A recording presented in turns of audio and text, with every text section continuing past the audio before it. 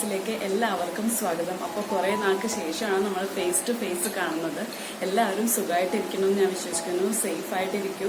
കോവിഡൊക്കെ ഇങ്ങനെ സ്പ്രെഡായിക്കൊണ്ടിരിക്കുകയാണ്. നമുക്ക് ഒന്നും ഒന്നും ചെയ്യാൻ പറ്റാത്തൊരവസ്ഥയാണ്.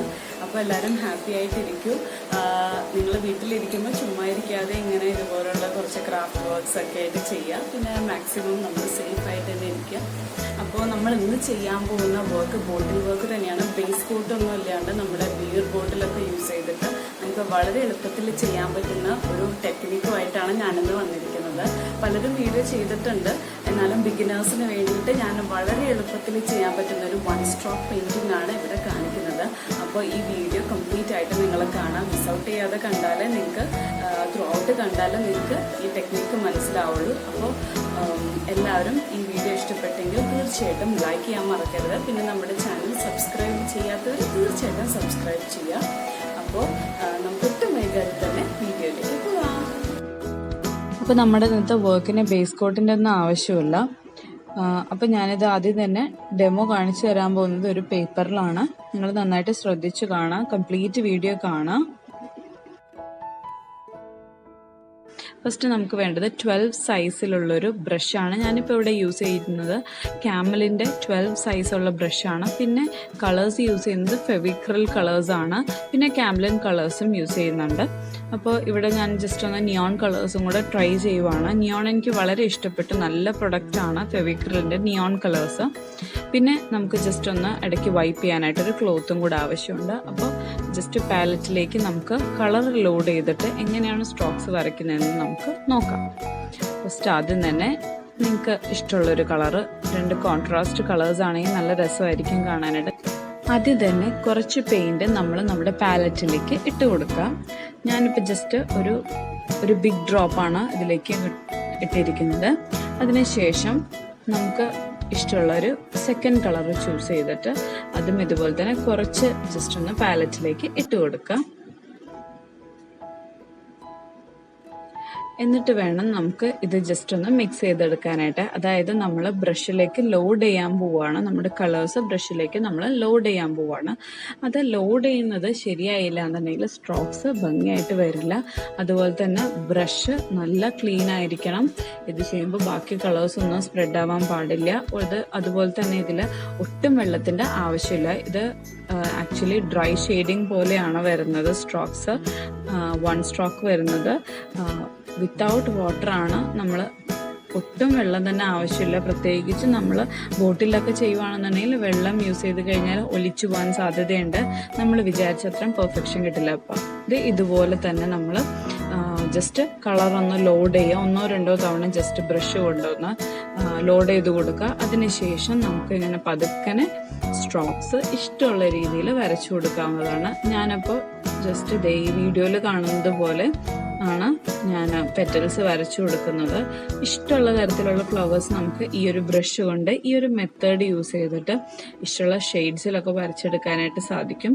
ഇതേ മെത്തേഡ് യൂസ് ചെയ്തിട്ട് നിങ്ങൾക്ക് ക്യാൻവാസിൽ പെയിൻറ് ചെയ്യാം. അതുപോലെ തന്നെ ഏതൊരു സർഫസിൽ വേണമെങ്കിലും ഇതുപോലെ പെയിൻറ് ചെയ്യാം. പക്ഷെ ഏറ്റവും അവസാനം നമ്മൾ വാർണിഷും കൂടെ യൂസ് ചെയ്യുകയാണെന്നുണ്ടെങ്കിൽ ലോങ് ലാസ്റ്റിംഗ് ആയിട്ട് നമുക്ക് ഈ ഫ്ലവേഴ്സൊക്കെ കീപ്പ് ചെയ്യാനായിട്ട് സാധിക്കും. ഈ ഒരു മെത്തേഡ്, അതായത് 1 സ്ട്രോക്ക് മെത്തേഡിൽ നമുക്ക് പെയിൻറ് ചെയ്യണമെന്നുണ്ടെങ്കിൽ അത്യാവശ്യമായിട്ട് വേണ്ട ഒരു കാര്യമാണ് ഇതുപോലുള്ള ഒരു ഫ്ലാറ്റ് ബ്രഷ്. ഞാനിപ്പോൾ ഇവിടെ യൂസ് ചെയ്തിരിക്കുന്ന ഫ്ലാറ്റ് ബ്രഷിൻ്റെ നമ്പർ എന്ന് പറയുന്നത് 12 ആണ്. നമ്മളിപ്പോൾ ഇവിടെ ഇത് ചെയ്യുന്ന അതേ രീതിയിൽ നമുക്ക് വേറൊരു കളർ യൂസ് ചെയ്തിട്ട് ലീവ്സും വരച്ചു കൊടുക്കാവുന്നതാണ്. ഞാനിപ്പോൾ ഇവിടെ സെയിം കളറിലാണ് ലീവ്സ് വരയ്ക്കാൻ പോകുന്നത്. എന്നുവെച്ചാൽ നമ്മൾ ജസ്റ്റ് ഒന്ന് പേപ്പറിൽ ട്രയൽ കൊടുക്കുകയാണല്ലോ. ഇതിന് ശേഷമാണ് നമ്മൾ ബോട്ടിലേക്ക് പെയിൻറ് ചെയ്യാൻ പോകുന്നത്. അപ്പം ഞാനിവിടെ ജസ്റ്റ് ഒരു ഫ്ലവറിൻ്റെ പെറ്റൽ മാത്രമേ കാണിക്കുന്നുള്ളൂ. ഇനിയിപ്പോൾ ഇതേ ലീഫ് പെയിൻറ് ചെയ്യുന്ന ഒരു മെത്തേഡും കൂടെ ഞാൻ കാണിച്ചു തരാം. ഏറ്റവും സിമ്പിളായിട്ടുള്ള രീതിയിലാണ് ഞാനിപ്പോൾ ഇവിടെ ചെയ്യുന്നത്. പല രീതിയിലുള്ള ഫ്ലവേഴ്സ് നമുക്ക് യൂട്യൂബിൽ വീഡിയോസ് അവൈലബിൾ ആണ് കേട്ടോ. ഈ ഒരു 1 സ്ട്രോക്ക് നമ്മൾ പഠിക്കുവാണെങ്കിൽ നമുക്ക് ഗ്രീറ്റിംഗ് കാർഡ്സിലൊക്കെ ആയിട്ട് നമുക്ക് സിമ്പിളായിട്ട് നമുക്ക് ഇങ്ങനെ ഇതുപോലെ പെയിൻറ് ചെയ്ത് കൊടുക്കാവുന്നതാണ്. വളരെ പെട്ടെന്ന് തന്നെ നമുക്ക് പെയിൻറ് ചെയ്യാൻ സാധിക്കും. പക്ഷെ ജസ്റ്റ് ഒന്ന് ഹാൻഡ് പ്രാക്ടീസ് അല്ലെങ്കിൽ ആ ഒരു ഫ്ലെക്സിബിലിറ്റി മാത്രം കിട്ടിയാൽ മതിയാകും. ഇപ്പം ഞാനത് സെയിം തന്നെ ബോട്ടിൽ ചെയ്തുകൊണ്ടിരിക്കുവാണ്. ബോട്ടിൽ ചെയ്യുമ്പോൾ വേറൊരു വ്യത്യാസം എന്ന് പറഞ്ഞാൽ നമ്മൾ ബാക്കിയുള്ള സർഫസിൽ ചെയ്യുന്നത് പോലെയല്ല, കുറച്ച് കേർവ്ഡ് ആയിരിക്കും.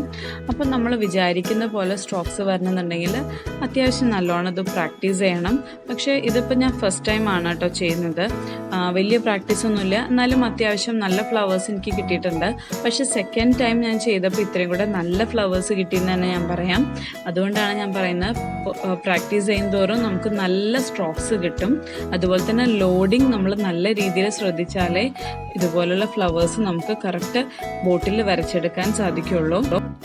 ഞാൻ നേരത്തെ പറഞ്ഞ പോലെ 1 സ്ട്രോക്ക് യൂസ് ചെയ്തിട്ട് ഞാനൊരു ഗ്രീറ്റിംഗ് കാർഡിൻ്റെ ഉൾവശമാണ് ഇപ്പോൾ കാണിച്ചുകൊണ്ടിരിക്കുന്നത്. സെയിം സ്ട്രോക്സ് ആണ് യൂസ് ചെയ്തിരിക്കുന്നത്, പക്ഷെ ഞാൻ കളേഴ്സ് മാത്രമേ ഡിഫറെൻ്റ് ആയിട്ട് കൊടുത്തിട്ടുള്ളൂ. ഇവൻ ആ ഒരു ചെറിയ ബട്ടർഫ്ലൈ പോലും സെയിം സ്ട്രോക്ക് ഞാനിപ്പോൾ ഇവിടെ കാണിച്ചിരിക്കുന്നതാണ്, പക്ഷെ കളേഴ്സ് മാത്രം ഞാൻ ഡിഫറൻസ് കൊടുത്തിട്ടുള്ളൂ.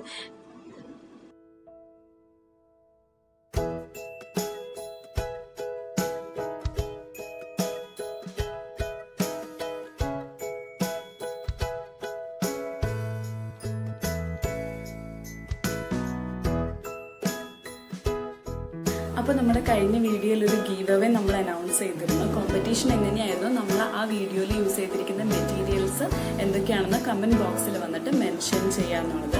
അങ്ങനെ നമുക്ക് മൂന്ന് പേരെ നമ്മൾ സെലക്ട് ചെയ്തിട്ടുണ്ട്. ഫസ്റ്റ് വരുന്നത് അഞ്ജന എന്ന് പറഞ്ഞിട്ട് നമ്മുടെ ഒരു അനിയത്തിക്കുട്ടിയും പിന്നെ ഒരു സബ്സ്ക്രൈബറും കൂടിയാണ്. ആൾ തൃശ്ശൂരിൽ നിന്നാണ്. അപ്പോൾ ഒന്നാമത്തെ പ്രൈസ് അടിച്ചിരിക്കുന്നത് ആൾക്കാണ്. രണ്ടാമത്തേന്ന് പറയുന്നത് നമ്മുടെ പറവൂരിൽ നിന്നുള്ള വേറൊരു അനിയത്തിക്കുട്ടിയും സബ്സ്ക്രൈബറും കൂടിയായിട്ടുള്ള ഗായത്രി എന്ന് പറഞ്ഞിട്ടൊരു പെൺകുട്ടിക്കാണ്. മൂന്നാമത് ആലുവയിൽ നിന്ന് തന്നെ മീനാക്ഷി എന്ന് പറഞ്ഞിട്ട് നമ്മുടെ ഒരു കട്ട സപ്പോർട്ടറും അനിയത്തിക്കുട്ടിയും കൂടിയാണ്. അപ്പോൾ ഈ 3 പേർക്കും നമ്മുടെ ഫാമിലിയുടെ എല്ലാവരുടെയും കൺഗ്രാറ്റ്സ്. അപ്പോൾ ഇന്നത്തെ വീഡിയോ നിങ്ങൾക്ക് ഇഷ്ടപ്പെട്ടെന്ന് ഞാൻ വിചാരിക്കുന്നു, യൂസ്ഫുൾ ആയെന്ന് ഞാൻ വിചാരിക്കുന്നു. ഇതുപോലുള്ള വീഡിയോസുമായിട്ട് ഇനിയും നമുക്ക് കാണാം. അതുവരേക്കും ടേക്ക് കെയർ, ബൈ ബൈ.